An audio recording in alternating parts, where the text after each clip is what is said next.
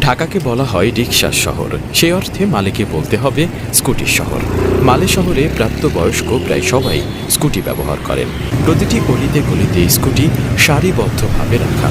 বড় রাস্তার মোড়গুলোতে আলাদা জায়গা রয়েছে স্কুটি রাখার জন্য। অনবরত স্কুটি চললেও কোনো শব্দ ও বায়ু দূষণ নেই। স্বাভাবিক গতিতে সবাই সবার কাছে ছুটছে। কয়েকটি সড়ক এবং গলিতে গলিতে ঘুরে চোখে পড়েনি কোনো ট্রাফিক পুলিশ।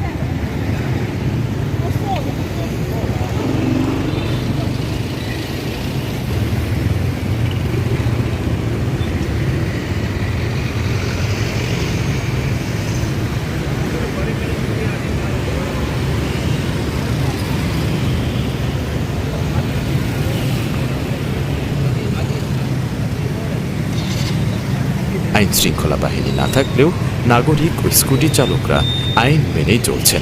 রাস্তা পারাপারকারীরা জেব্রা ক্রসিং ব্যবহার করছেন। জেব্রার কাছাকাছি এসে স্কুটি ট্যাক্সিগুলো গতি কমিয়ে দিচ্ছে। এ যেন পারস্পরিক দারুণ বোঝাপড়া। মালে শহরে চলা যানবাহনের মধ্যে প্রায় ৯০% স্কুটি, ব্যক্তিগত গাড়ি ও ট্যাক্সি খুব কম।